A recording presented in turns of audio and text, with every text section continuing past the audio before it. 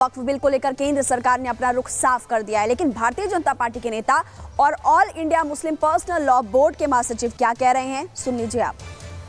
कोई भी समझदार व्यक्ति या कोई भी संगठन समझेगा कि वक्फ जो अमेंडमेंट बिल आ रहा है उससे गरीब मुसलमान की चिंता होने वाली है, गरीब महिला की, मुसलमान महिला की, गरीब मुसलमान बच्चों की, उनकी चिंता होने वाली है। अभी तक वक्फ एक्ट के चलते हुए कुछ लोगों ने वक्फ की प्रॉपर्टीज़ पर कब्जा कर रखा है, मतलब, और वह उनको अपने निजी उपयोग के लिए या अपने धंधों के लिए इस्तेमाल करती हैं।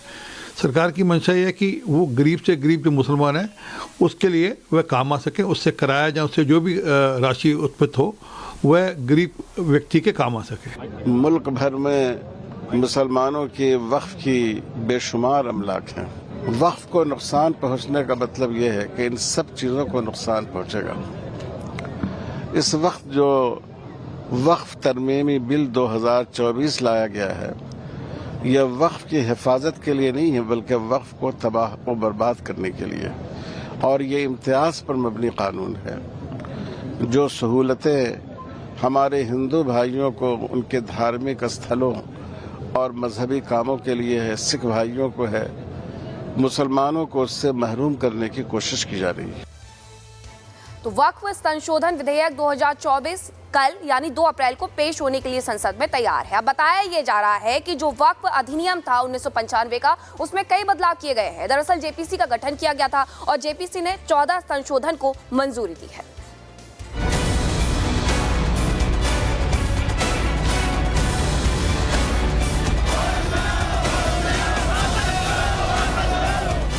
केंद्र और AIMPLB यानी all India personal law board वक्फ संशोधन विधेयक 2024 को लेकर एक मत नहीं दिख रहे। इस विधेयक को अगस्त 2024 को लोकसभा में पेश किया गया था।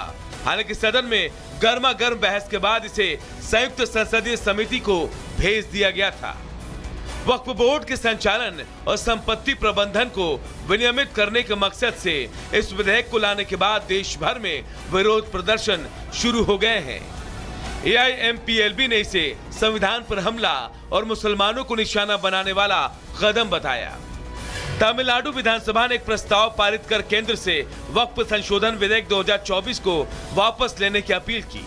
इसमें दलील दी गई कि मुसलमानों से संविधान के अनुच्छेद 26 के तहत उनकी भूमि, संपत्ति और धार्मिक अधिकार छीन लेगा।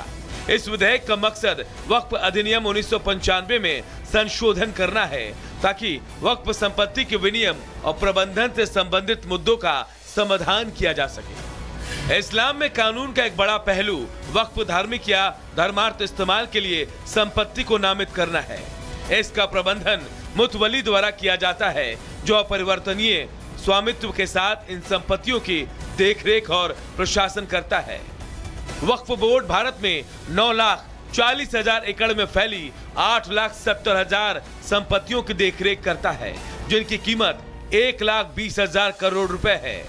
विधेयक में वक्फ अधिनियम की धारा 40 को हटाने का प्रस्ताव है, जो बोर्डों को वक्फ संपत्ति की स्थिति निर्धारित करने का अधिकार देता है। विधेयक में वक्फ बोर्डों में मुसलमान महिलाओं और गैर मुस्लिम प्रतिनिधित्व और वोहरा समाज और आगा खानियों के लिए एक अलग बोर्ड का प्रस्ताव है। यह विधेयक जिला कलेक्टरों को वक्फ संपत्ति विवादों पर अधिकार देता है और वक्फ बोर्ड की शक्तियों को सीमित करने के लिए 40 संशोधन पेश करता है, जिससे देश भर में 8,70,000 से ज्यादा अचल और 16,000 चल संपत्तियों का प्रबंधन करने वाले 32 बोर्ड प्रभावित होंगे। वक्फ संशोधन विधेयक ने केंद्र सरकार और AIMPLB समर्थित विपक्षी दलों के बीच लंबे समय से चल रहे विवाद को और तेज कर दिया है। अब 2 अप्रैल को वक्फ संशोधन विधेयक 2024 संसद में पेश होने जा रहा है। Bureau report, Republic Bharat. तो देखिए, वक्फ संशोधन बिल को लेकर बीजेपी दावा कर रही है कि मुस्लिमों का जो अधिकार है वो नहीं छीना जाएगा, बल्कि जो जमीन हड़पने का सिलसिला काफी समय से चला आ रहा है वो खत्म होगा। लेकिन अब आपको ग्राफिक्स के जरिए हम बता देते हैं कि आखिरकार नए बिल में है क्या और ये इंपॉर्टेंट क्यों है। तो जमीन पर दावा करने वाला अब अपील कर सकेगा। इसके अलावा ट्रिब्यूनल और रेवेन्यू में भी अपील वो कर सकेगा। ये भी आपको बता दें कि सिविल कोर्ट या हाई कोर्ट में वो अपील कर सकता है और ट्रिब्यूनल के फैसले को इस दौरान चुनौती भी दी जाएगी। वक्फ का दान में मिली जमीन पर ही सिर्फ और सिर्फ हक हो सकता है, क्योंकि इससे पहले वक्फ जिस भी जमीन पर उंगली इशारा कर देता है वो उसके नाम हो जाती है। वक्फ का दान में मिली जमीन पर ही हक होगा, ये हमने आपको ऑलरेडी बता दिया। बिना दान की जमीन वक्फ की संपत्ति होगी ही नहीं, ये नया प्रावधान इसमें है। और बिना दान की जमीन पर मस्जिद वक्फ की नहीं होगी। ये भी आपको बता दें कि वक्फ में 2 महिलाओं की एंट्री की बात कही गई है और दूसरे धर्म के 2 सदस्यों को शामिल करने का भी इसमें प्रावधान है। इसलिए नया बिल काफी ज्यादा महत्वपूर्ण बताया जा रहा है। वक्फ बिल को माना जा रहा है कि इसी संसद सत्र में पेश किया जा सकता है और ये मोदी सरकार के लिए एक सबसे बड़ी चुनौती है। चुनौती इसलिए है क्योंकि all India Muslim personal law board से लेकर के पूरा विपक्ष इसका विरोध कर रहा है। देखिए रिपोर्ट।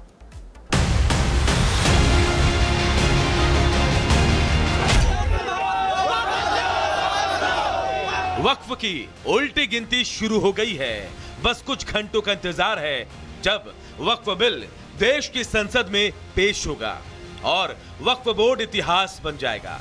लेकिन उसके पहले बीजेपी अपने सहयोगियों से वक्फ बिल पर साथ देने की अपील कर रही है। सहयोगियों को मनाने की जिम्मेदारी राजनाथ सिंह और गृह मंत्री अमित शाह को सौंपी गई है।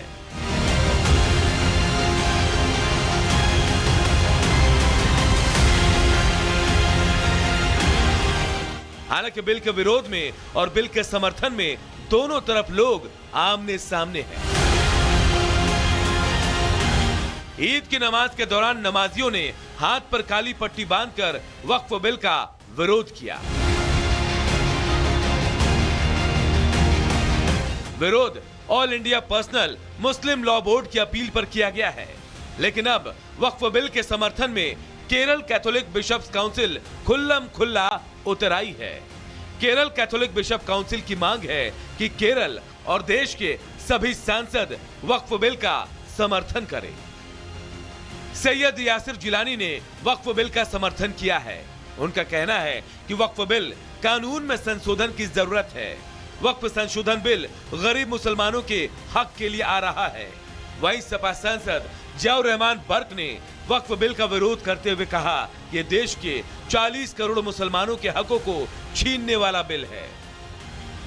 वक्फ जो संशोधित होकर बिल आ रहा है वो गरीब मुसलमानों के हक के लिए आ रहा है।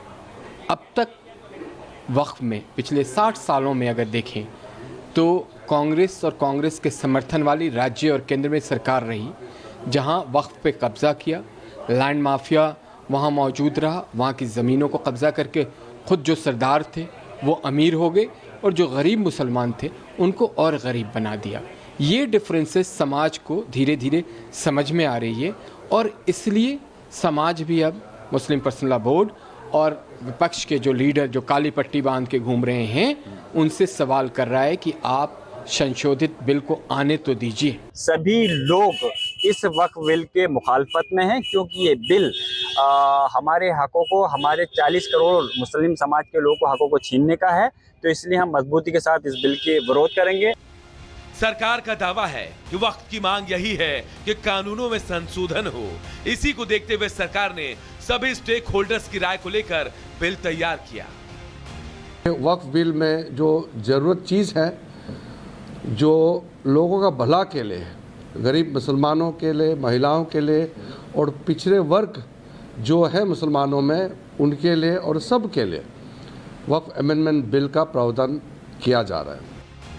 केंद्रीय मंत्री किरण रिजिजू ने विपक्ष पर आरोप लगाया कि विपक्ष मुस्लिम समाज को उकसाने और भड़काने की कोशिश कर रहा है। मोदी सरकार का दावा है कि वक्फ बिल पास होने के बाद किसी भी मस्जिद या धार्मिक स्थल पर कोई खतरा नहीं होगा, लेकिन कांग्रेस का यही कहना है कि वक्फ बिल का विरोध करे।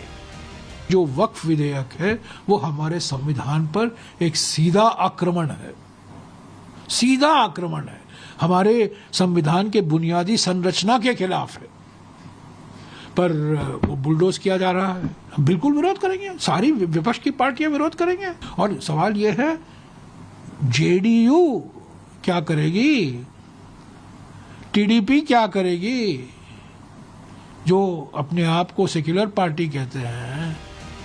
वक्फ बिल को लेकर कोई कंफ्यूजन ना हो, इसके लिए पीएम मोदी ने केंद्रीय गृह मंत्री अमित शाह और रक्षा मंत्री राजनाथ सिंह को गठबंधन में सहयोगियों के साथ बातचीत करने को कहा गया है। दरअसल टीएमसी और जेडीयू